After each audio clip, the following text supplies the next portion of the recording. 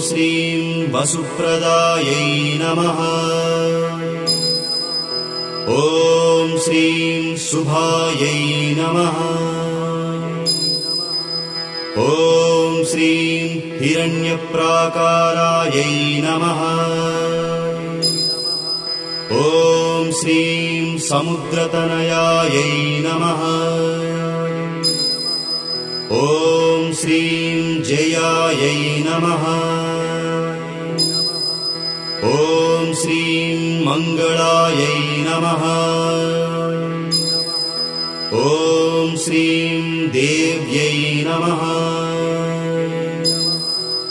ॐ श्रीं विष्णुवक्षस्थलस्थितायै नमः। ॐ श्रीं विष्णुपत्न्यै नमः। ॐ श्रीं प्रसन्नाक्ष्यै नमः। ॐ श्रीं नारायणसमाश्रितायै नमः। ॐ श्रीं दारिद्र्यध्वंसिन्यै नमः। ॐ श्रीं देव्यै नमः।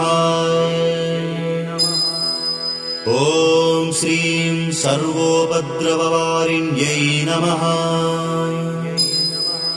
ॐ श्रीं नवदुर्गायै नमः। ॐ श्रीं महाकाल्यै नमः। ॐ श्रीं ब्रह्मविष्णुशिवात्मिकायै नमः।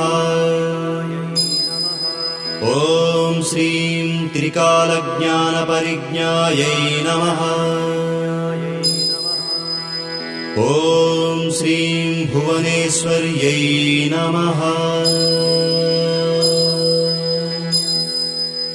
इति श्रीलक्ष्म्यष्टोत्तरशतनामावलिः। हरिः ॐ।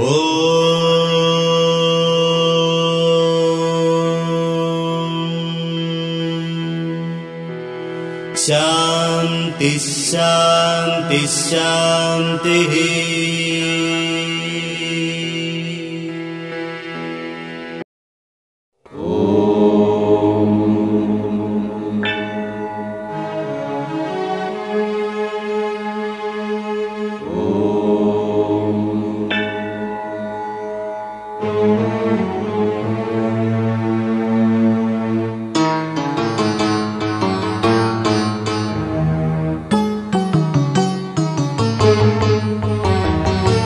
आदिलक्ष्मीं जगन्मातरं भावये।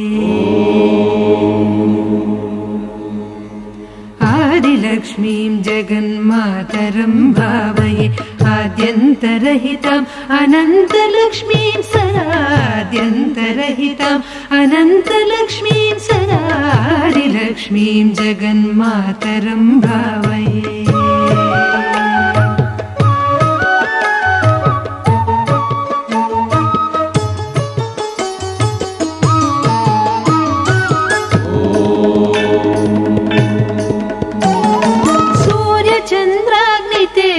मण्डलान्तरम् आर्यां सुभक्तां तरङ्गान्तरां शिवा। सूर्यचन्द्राग्नितेजो मण्डलान्तरम् आर्यां सुभक्तां तरङ्गान्तरां शिवं। कार्यसिद्धिप्रदां कल्याणकारिणीं दुर्गां महेश्वरीं दुर्गानिरूपिणीं। कार्यसिद्धिप्रदां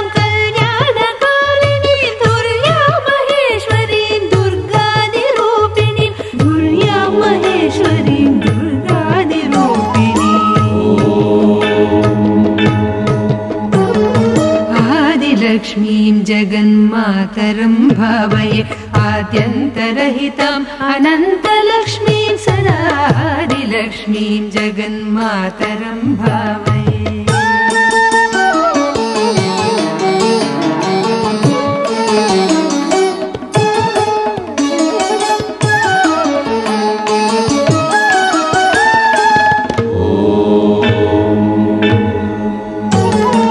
रक्षाकृतिं महिमान्वितां शुद्धसिद्धिदां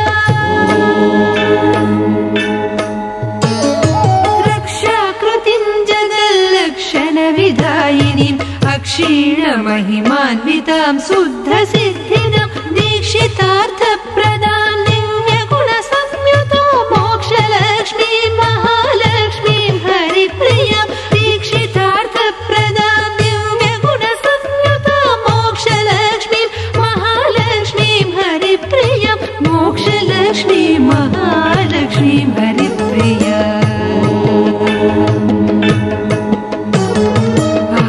लक्ष्मीं जगन्मातरं भावये आद्यन्तरहिताम् अनन्तलक्ष्मीं सदादिलक्ष्मीं जगन्मातरं भावये आद्यन्तरहिताम् अनन्तलक्ष्मीं सदादिलक्ष्मीं जगन्मातरं भावये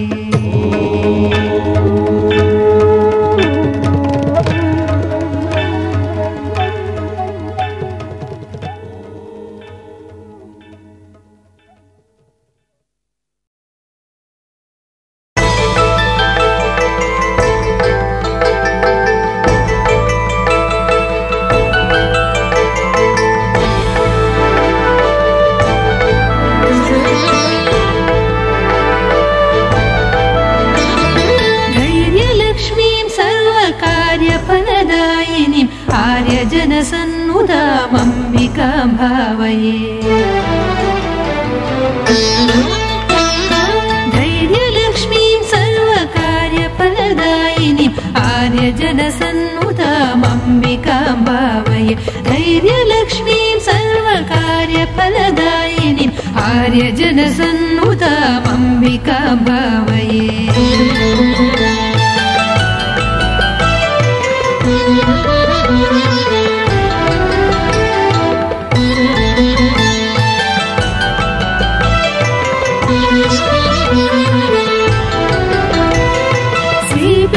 सिंहासिनी महाराज्ञीं आपन्निवारिणीं मातङ्गहारिणीं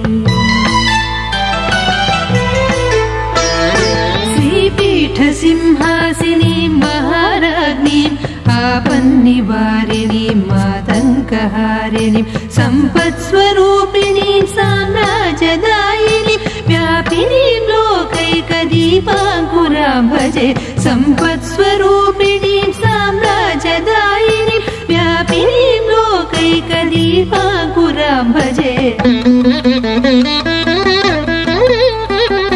धैर्यलक्ष्मीं सर्वकार्यफलदायिनीम् आर्यजनसन्नुदामम्बिकां भावये धैर्यलक्ष्मीं सर्वकार्यफलदायिनीम् आर्यजनसन्नुदामम्बिकां भावये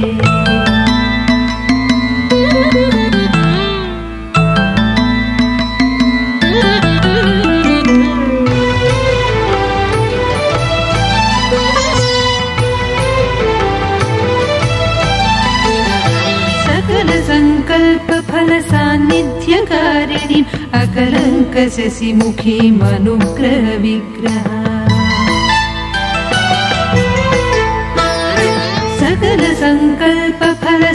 सकलसङ्कल्पफलसान्निध्यकारिणीम् अकलङ्कशशिमुखीमनुग्रहविग्रहं विकृतभावान्तकां विस्तृतजगन्मयीं सुकृतजनगोचरां शुद्धां सदा भजे विकृतभावान्तकां विस्तृतजगन्मयीं सुकृतजनगोचरां शुद्धां सदा भजे धैर्यलक्ष्मीं सर्वकार्यफलदायिनीम् आर्यजनसन्नुदामम्बिकां भावये धैर्यलक्ष्मीं सर्वकार्यफलदायिनीम् आर्यजनसन्नुदामम्बिकां भावये आर्यजनसन्नुदामम्बिकां भावये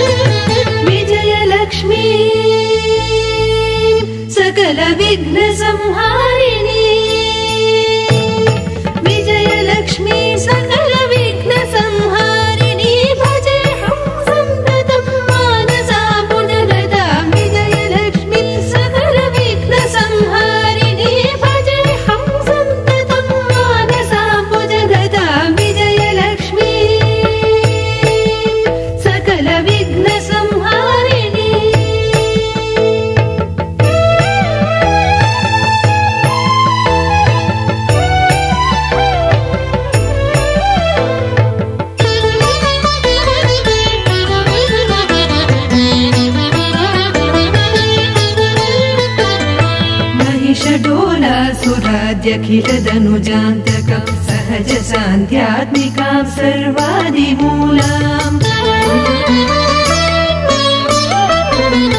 महिषडोरासुराद्यखिलदनुजान्तकं सहज सान्ध्यात्मिकां सर्वादिमूलाम् विहितधर्मानुगां हितहेतुभूताम् इह परसुखप्रदामिन्दिराभद्रदाम् इह परसुखप्रदामिन्दिराभद्रदाम् विजयलक्ष्मी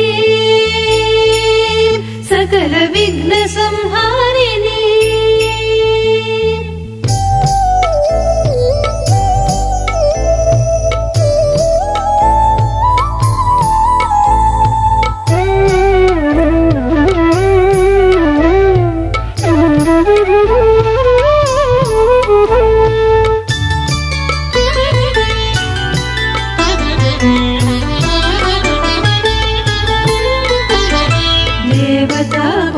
संसेवितां भावितं केवलानन्दमय भावनां भासुरा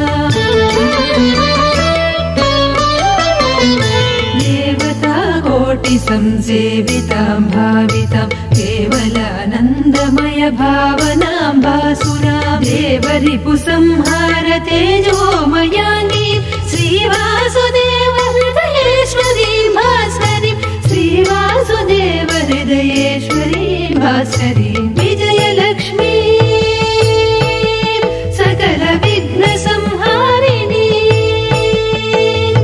विजयलक्ष्मी सकल विघ्नसंहारिणी भजेऽहं सन्ततं मानसा भुजगदा विजयलक्ष्मी सकल विघ्नसंहारिणी भजेऽहं सन्ततं मानसा भुजगदा विजयलक्ष्मी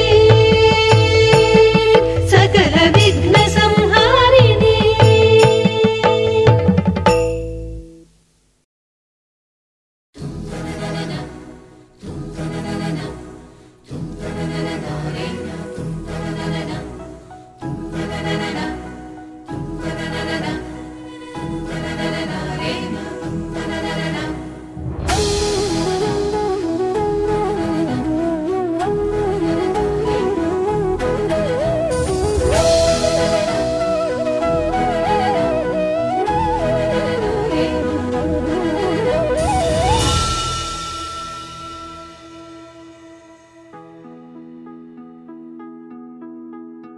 दुर्गे दुर्घट भारी तुझ विण संसारी अनाथ नाथे अंबे करुणा विस्तारी वारी वारी जन्म मरणाते वारी हारी पडलो आता संकट निवारी